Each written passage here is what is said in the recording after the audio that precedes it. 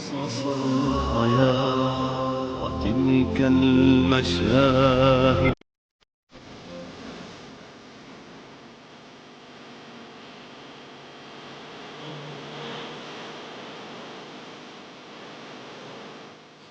الرحمن الرحيم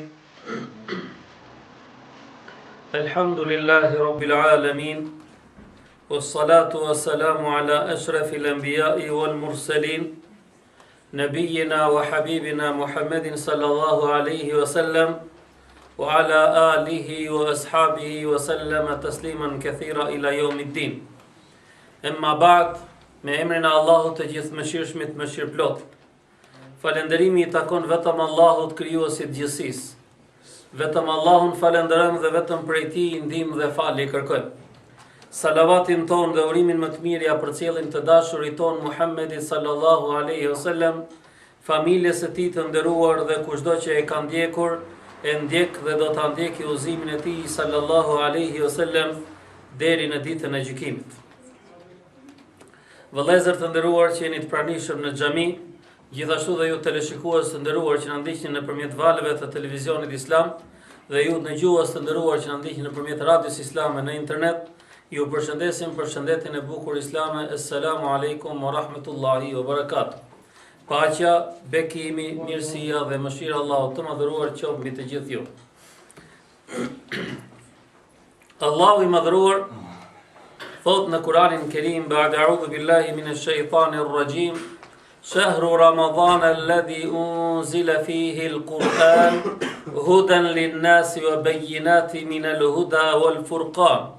فمن شهد منكم الشهر فليصم ومن كان مريضا أو على سفر فعدة من أيام أخر."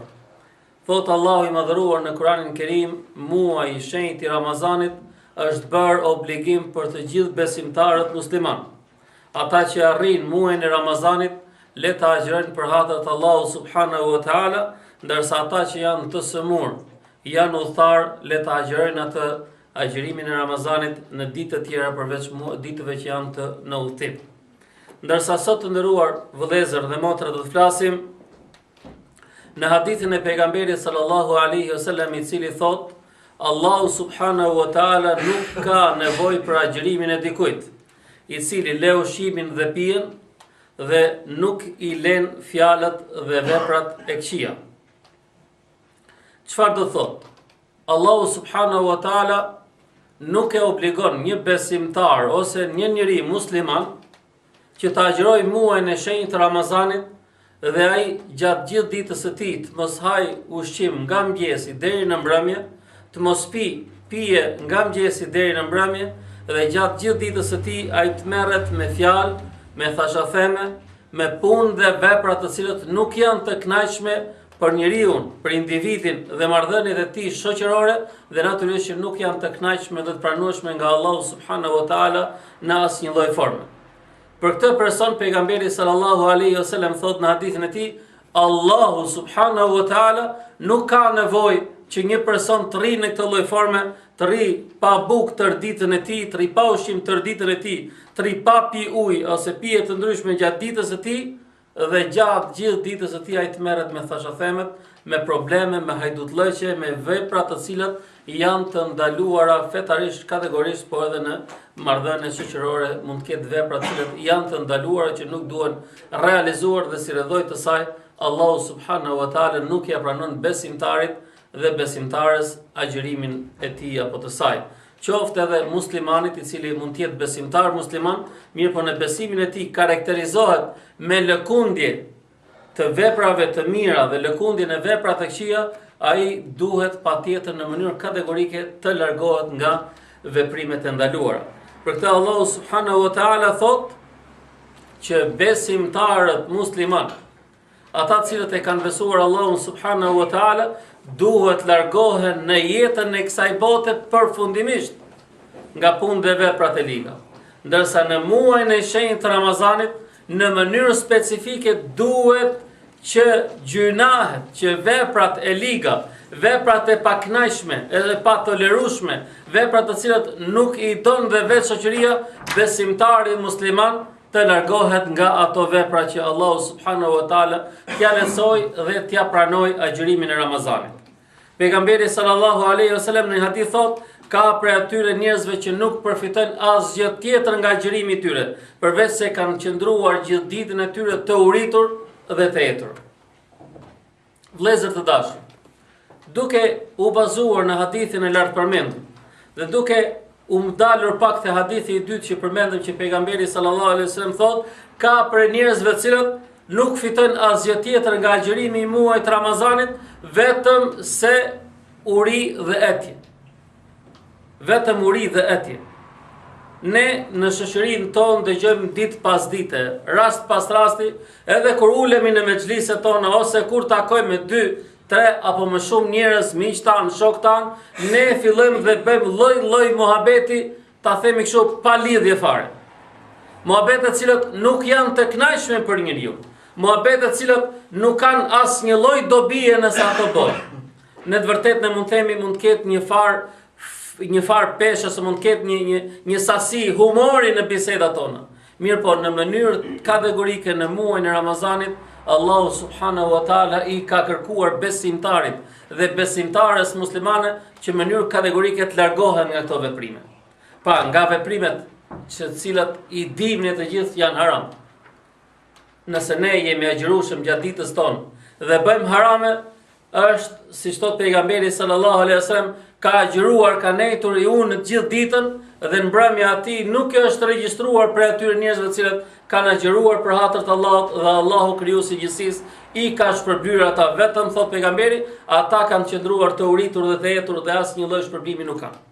Pra, nëse bëjmë veprime që janë haram dhe janë të ditura ato, Allahu subhanahu wa taala nuk ja pranon besimtarit musliman atë agjërim të asaj dite. Gjithashtu është e njohur, siç thuhet, që gratë kur qajnë i vendosin duart e tyre përpara fytyrës, mbulen gojen edhe hundët. Ndërsa burrat kur vendosin dhe qajnë i vendosin dorën e tyre në ball ose mbulen një pjesë të syve ose mbështeten atë. Pse mund të themi ne ndodh kjo? Sepse gratë e kanë shumë të përhapur gjuhën e tyre, kanë gjuhën, flasin shumë.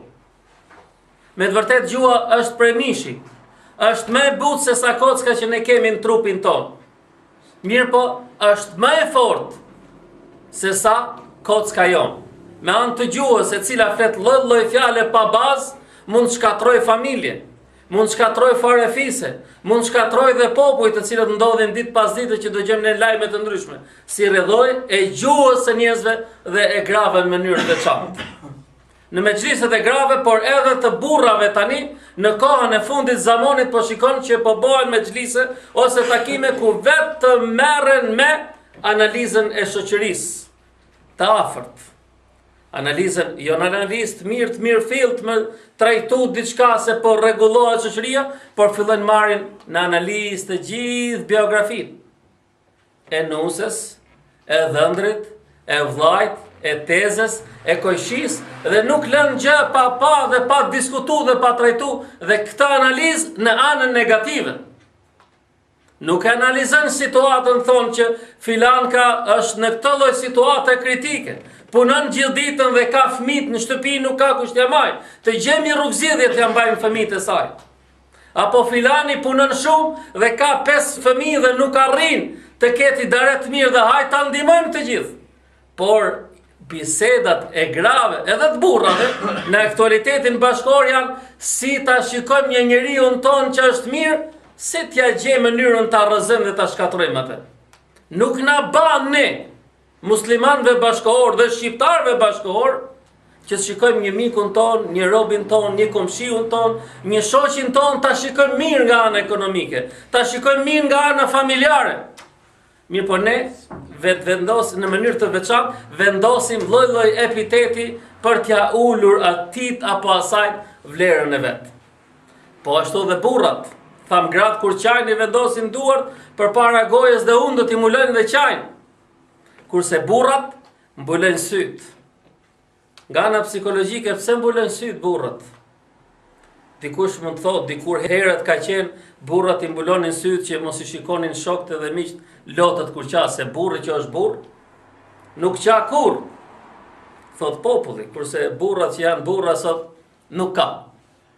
Burra që janë burra sot i ka mbaru zamani. Është hadithi pejgamberit sallallahu alaihi wasallam që thot, Xhibejta thot ka ende, po ka për të pas, po janë të pakat. Është hadithi pejgamberit sallallahu alaihi wasallam që thot, në fundin e zamanit, dhe ne ditë për ditë po shikojmë elementë të cilët i afrohen dhe i përgjegjësojnë fundit të zamanit që ka përmend pejgamberi sallallahu alaihi wasallam.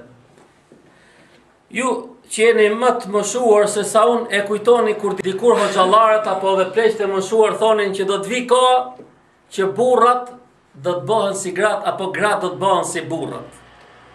Unë kur kam qenë fëmijë sa djali im, i dëgjoja këto fjalë, po thoja kush e di se si thonë, edhe se kur fliste burri më atë vakt, gratë e kishin pak tutën dhe e dinin që po flet burri ose po flet i pari i shtëpisë.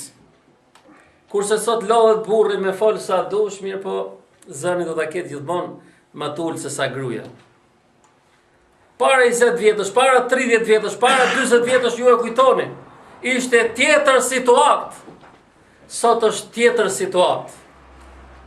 Ne nuk kemi asgjë me gratë. Allahu subhanahu wa taala e ka vendosur kështu.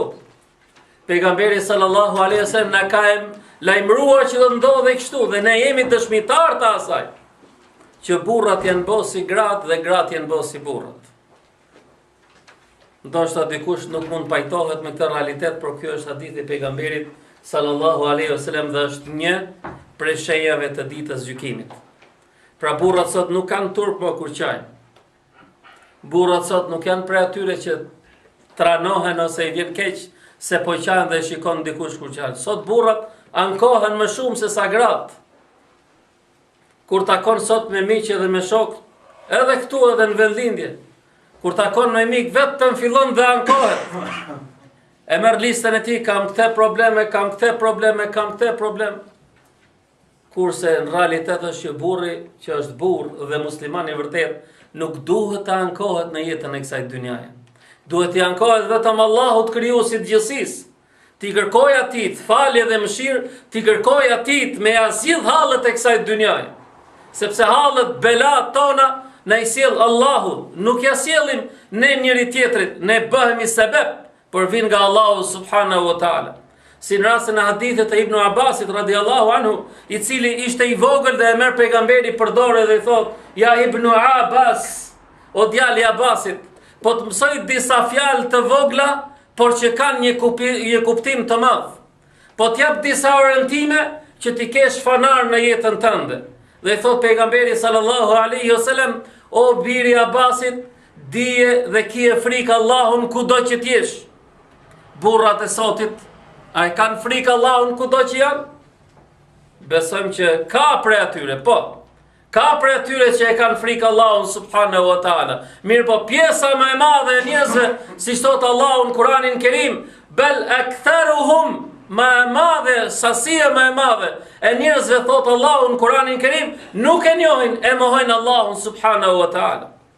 Pejgamberi sallallahu alaihi wasallam na e ka treguar më shumë se 1400 vjet më përpara. Këtë që ne po e shikojmë në realitetin e sotëm. I thot pejgamberi Ibn Abbasit: "O biri i Abbasit, kije frikë Allahun kudo që t'jesh."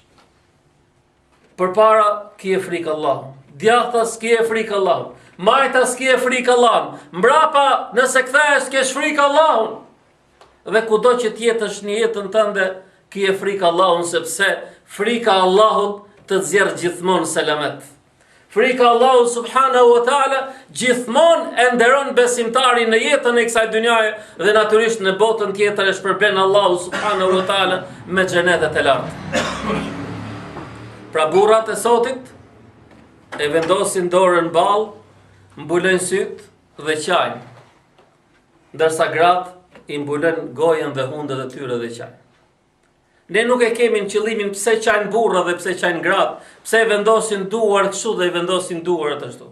E kemi qëllimin e hadithën e pejgamberit sallallahu alaihi wasallam, cili thot Allahu subhanahu wa taala nuk ka nevojë Allahu subhanahu wa taala për agjërimin e dikujt i cili gojën e tij, gjuhën e tij nuk e kushtozon, nuk e mbyll për Ramazan. Edhe jashtë Ramazanit, por në mënyrë specifike në Ramazan, nëse nuk e mbyll, Allahu nuk ka nevojë, thot pejgamberi sallallahu alaihi wasallam.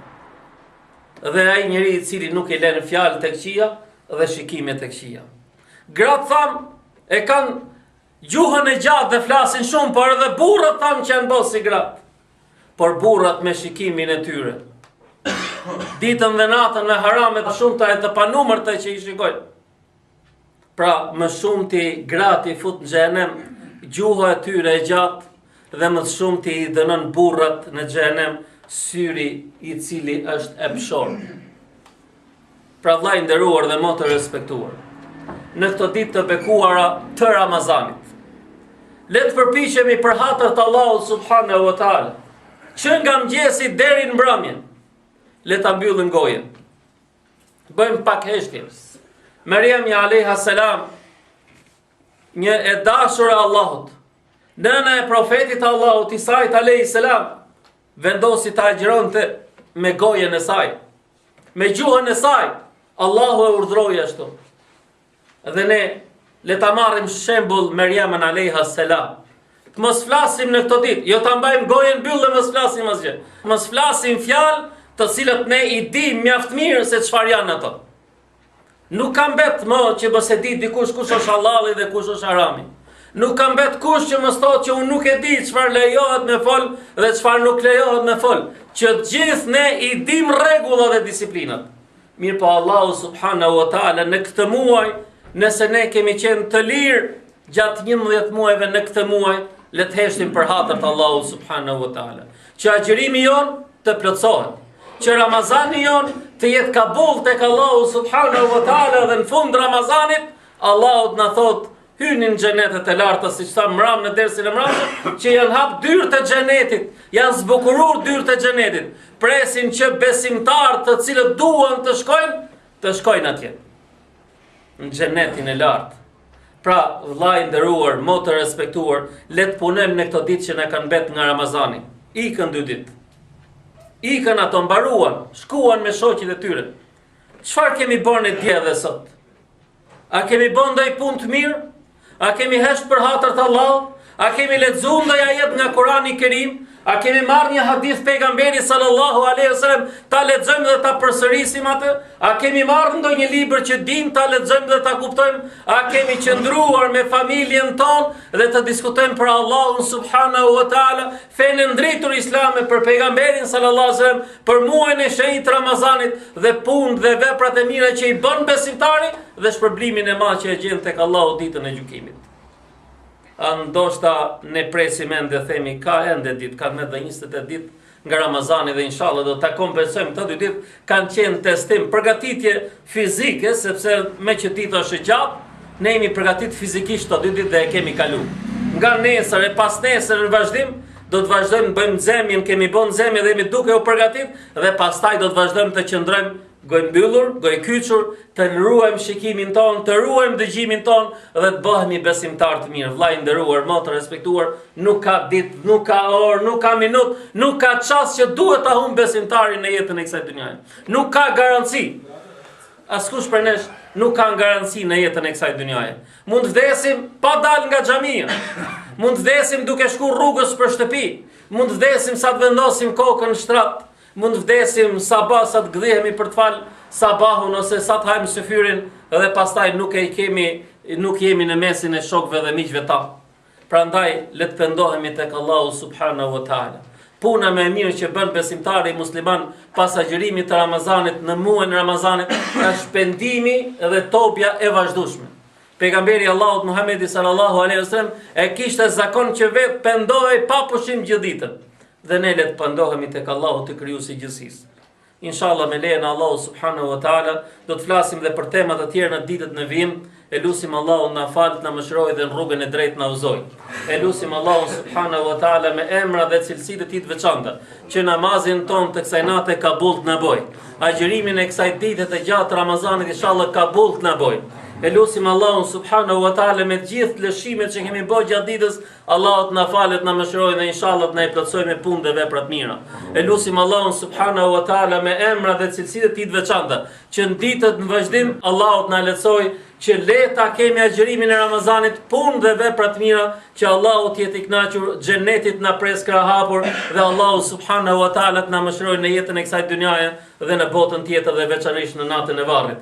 E lusim Allahu subhanahu wa taala sonte në këtë natë, në natën e Ramazanit, që Allahu subhanahu wa taala të vdekurit tanë që kemi në varre t'i falet, t'i mëshirojë. Varret e tyre t'i bëj kopësh për kopshëve të xhenetit. E lusim Allahun subhanahu wa taala me emra dhe cilësitë e tij të veçanta, që vëllezërit tanë, motrat tona, nënat tona, të afërmit tanë, që janë smur në trupat e tyre, që kanë hallë dhe probleme, Allahu i ndihmon dhe inshallah sa më shpejt ata problemet, hallet, sëmundjet dhe të gjithë belat e tyre inshallah sa më shpejt i kalojnë. E lusim Allahun subhanahu wa taala me emra dhe cilësitë e tij të veçanta, që inshallah të na lehtësoj agjërimin e ditëve që na kanë mbetur nga Ramazani. Subhana rabbika rabbil izzati amma yasifun wa salamun ala al mursalin walhamdulillahi rabbil alamin.